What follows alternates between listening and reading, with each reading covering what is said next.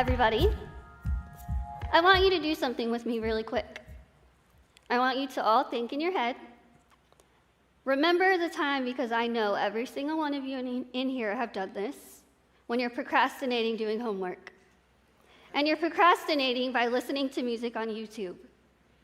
Now, you know when you're looking at YouTube and you are watching a video, there's related videos on the right-hand side of the screen. I want you to imagine that you're listening to some random song, and you see a little picture on the right-hand side that looks pretty familiar. So you click on it, and what you see is something that will change your entire life. Imagine if you clicked on the video and you realized that somebody posted a video of you and labeled it the world's ugliest woman or man. Think for a second. How would you feel? How do you think somebody would feel if they found that? I'll tell you, because it happened to me. And the moment I found this video, I was given two options. I could either choose happiness, or I could choose to give up.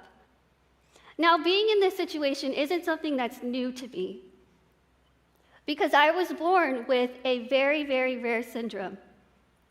There's only 3 people, including myself, that we know of that have this syndrome. I'm 24 years old. I've never weighed over 62 pounds my entire life. I literally could eat whatever I want, whenever I want, and not gain weight. Now, it might sound pretty amazing. It is. Just be honest. But I am so small, and I look very different from other people. So as you can imagine, when people see me and they've never heard my story, they don't know who I am, they know nothing about me, they see me and they think, what's wrong with that girl? What eating disorder does she have?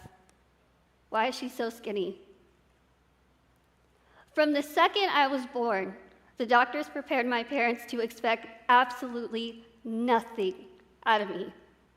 They said I wouldn't come out crying.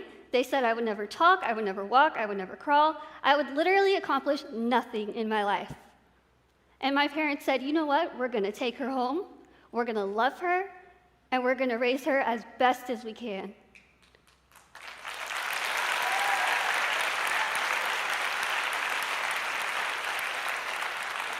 So that's exactly what they did. They raised me completely normally. I was a cute kid, I'm not going to lie. I was so small that my parents had to go to Toys R Us to buy me doll clothes because regular baby clothes were way too big on me. If you go like this, that's the size I was when I was a baby. I personally don't remember, but that's what my parents told me. I grew up completely normally, so normally to the point that when I started kindergarten, I had no clue that I was different. I couldn't physically see that I looked different from the other kids. I unfortunately had to find out in a way that I like to think of as a big slap of reality for a 5-year-old.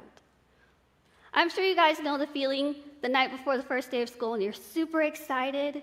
You have that anxious feeling in your stomach because you don't know who's going to be in your class, are you going to make friends? That's what I felt. I had my Pocahontas lunchbox, my matching bow, my ruffled socks, ready to go. I walked in on the first day and I saw a little girl reading a book. I walked up to her and I smiled at her and she looked up at me like I was the scariest thing she'd ever seen. And my first thought was, she's rude. I'm a fun kid. She's missing out. So I let it go, and the rest of the day, unfortunately, it didn't get any better. No one wanted to play with me. No one wanted to stand by me. No one wanted to have a single thing to do with me because I was different. And again, I couldn't understand because I was raised so normally. And so going to the playground was hard. I remember climbing up to the top of the playscape, wanting to go down the slide, but there was a long line. And as soon as I got up there, everybody moved. And you would think, yeah, VIP to the slide. But they were moving because they were scared of me. So that's when I had to go home and ask my parents, what's wrong with me? Why doesn't anyone like me? I'm just like them. And my parents encouraged me to go back to school, be myself, and eventually they'll see that I'm just like them. And that's exactly what I did. So again, at such a young age, I was forced to be in the situation of I could either choose to be happy or I could choose to give up. Luckily, I chose to be happy. As I grew up, I started making a lot of friends. I'm pretty funny, so I made a lot of friends really easily. And once I started making friends, my friends started becoming my bodyguards, per se. When people would come up to me and kind of tease me and make fun of me, which happened often, they would come up and say, "This is my friend Lizzie, be nice to her, she's pretty cool." And luckily it worked. As I got older, I of course had to deal with a lot of bullying. Luckily, no physical bullying, but a lot of name-calling and stares. And so I felt self-conscious a lot, even though I was so young, because I didn't look like the popular girls. But I again continued to be myself. Through middle school, I did cheerleading. I was a flyer. You could have seen how high I went up in the air. I realized that I was a people person. I loved being around people. I loved talking to people, meeting new people. So I joined every organization that I could think of. High school cheerleading, yearbook staff, newspaper, theater. I hate acting. I won an award in a play. I was doing all of these things, and once I got to high school, I was at a very high point, and I felt really good about myself. Until the day I found the YouTube video. This video is 8 seconds long. It had no sound. It had over 4 million views to this one video that was 8 seconds long. I scrolled down, and there were thousands of comments on it telling me I should kill myself. If people see my face, they would go blind. So I thought, those people, how could they? They don't know me. They know absolutely nothing about me. So again, I was put in the position choosing happiness or to choose to give up. And in that moment, I didn't want those people to define who I was as a person. I wanted to tell them off. I did. But I told myself, Lizzie, you're going to prove to these people that they're not going to win and they're not going to hold you down. So at this point, I'm deciding, how am I going to get my revenge? What am I going to do? I'm a very goal-oriented person, so I decided to set 4 goals for myself. I decided I was going to be a motivational speaker, I was going to write a book, I was going to graduate college, and I was going to have my own family and my own career. I made these goals when I was probably a sophomore, beginning of junior year. 2013 will be my 8th year of motivational speaking.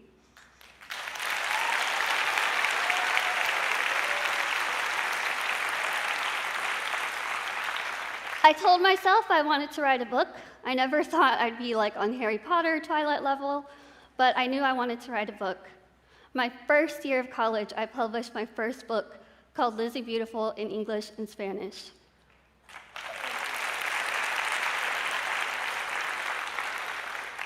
I never thought it would happen, but I ended up writing my second book, and it came out this past October, called Be Beautiful, Be You. A couple days ago, I got an email from my publishing house with the release date for my 3rd book.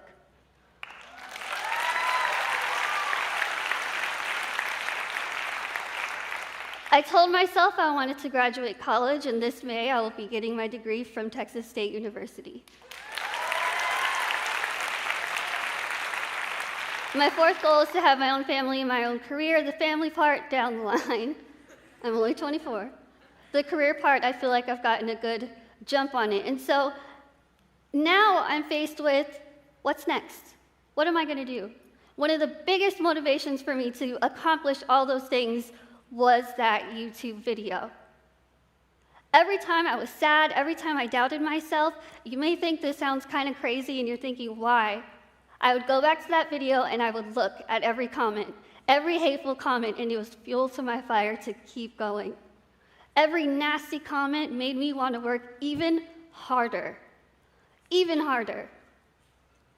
It's kind of funny timing because my mom said, well, your goals are pretty much going to be all done. What are you going to do now? Are you going to take a rest? And I said, no, are you kidding? Why would I waste my time? My next goals are going to be even bigger. But that bad video was finally taken down. So I thought, great, things are looking up, life is pretty good. This past Sunday, as I was preparing for this speech, I started getting a lot of Twitter notifications. And when that happens, my heart sinks, because I never know if it's something bad. Unfortunately, it was something bad. Somebody else posted another bad video of me. This person had over 1 million subscribers to his channel.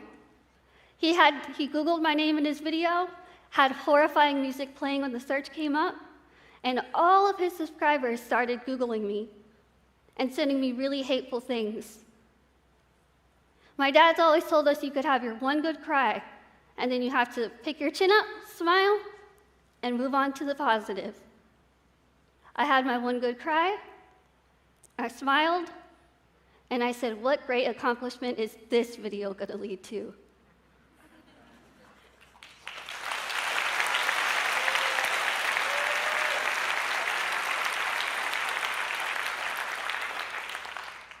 I told myself, Lizzie, you're going to show these people that they're not going to define you. I'm not going to let the people who stare at me, the people who call me ugly, the doctors who said I would never accomplish a thing, they're not going to define me, and they're not going to win. I kind of look at this whole battle of the world's ugliest woman versus me, and I realized the best revenge is with your accomplishments. So yes, I won. Thank you.